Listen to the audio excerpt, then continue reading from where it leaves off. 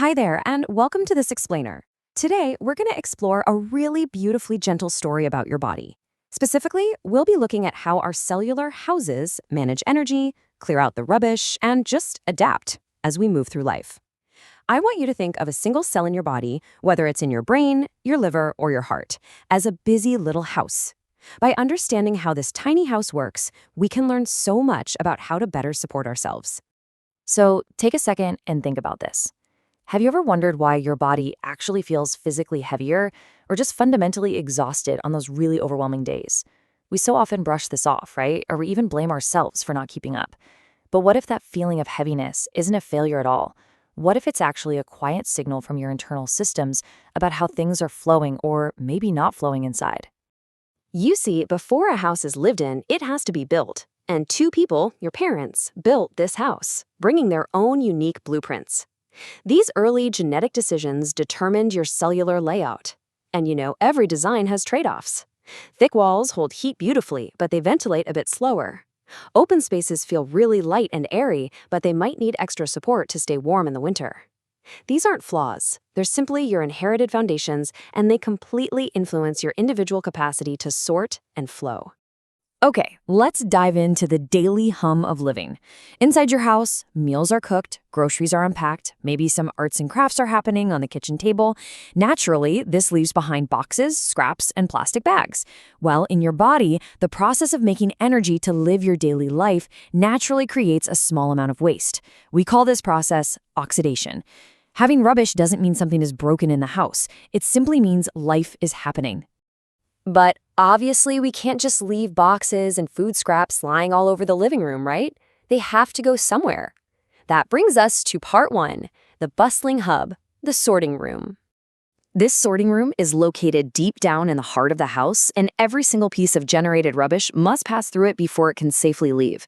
Inside, there's a highly complex process going on, but we can break it down into three simple steps. First, the house has to identify the rubbish. Second, it has to tag and bag it. And third, it sends it to the correct exit. Now that second step, the tagging, is absolutely crucial. If a bag isn't tagged correctly, the rubbish trucks outside literally won't know where to take it. To put this into perspective, think about your recycle bins at home. You sort your plastic into one bin, your glass into another, and your general waste into a third. Well, your cells do the exact same thing. They tag specific waste with chemical markers so the body knows exactly where it belongs. It's like saying, okay, this bag here goes to the kidneys, this glass equivalent goes to the bowel, and this general waste, that goes straight to the liver for processing. Without those specific tags, the trucks wouldn't know which waste goes to which organ. This really elegant, vital sorting and tagging process actually has a scientific name. It's called methylation. Methylation is the engine of your sorting room. When these methylation steps are working beautifully, the tags are placed perfectly and the rubbish flows right out. But when methylation slows down, well, the house still functions, you're still going about your day, but managing the clutter taking up space in the hallways suddenly requires a whole lot more effort. Let's pause and really reflect on that for a second. Think about those days where you feel mentally foggy, slower, or just lacking clarity. Do busy days feel way more taxing than they did, say, a few years ago? That brain fog and fatigue, that is the real-world symptom of a backed-up cellular sorting room. The rubbish is just sitting there, waiting for its tags, and the hallways are getting crowded. But here is where the body's brilliance really shines. Not all of that rubbish actually has to leave the house. Think of a compost bin in your garden.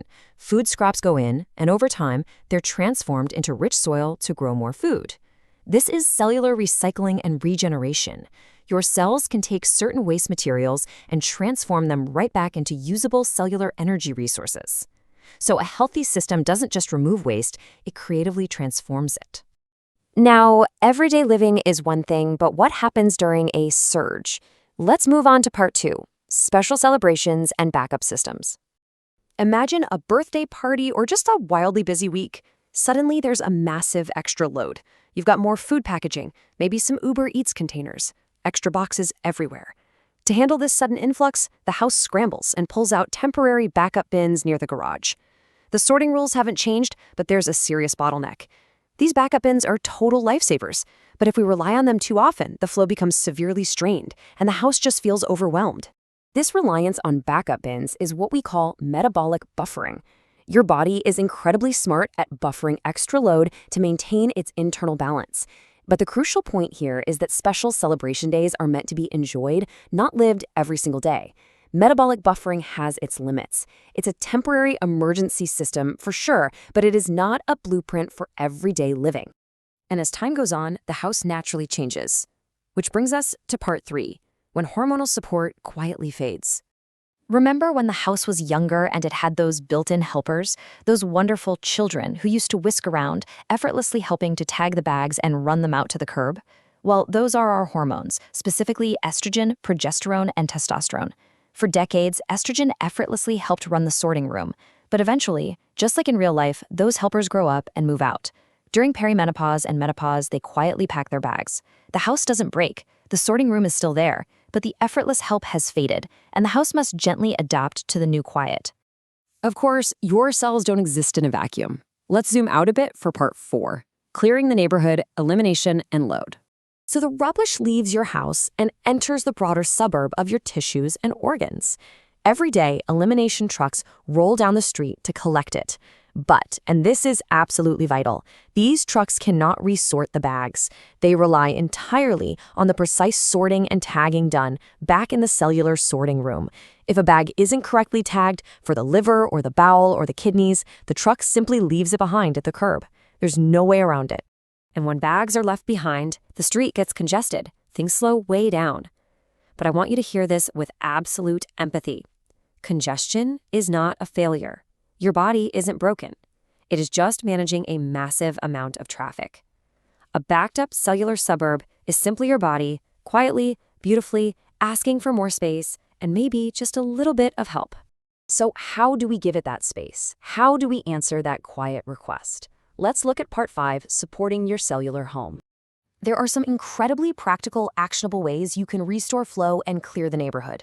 Rest is absolutely vital. Slowing down at night stops new rubbish from being made, giving the trucks time to catch up. Good sleep hygiene, getting out in the sunlight, and gentle movement all help clear the streets. And remember those specific tags needed for the methylation steps in the sorting room? This is exactly where targeted nutritional supplementation comes in.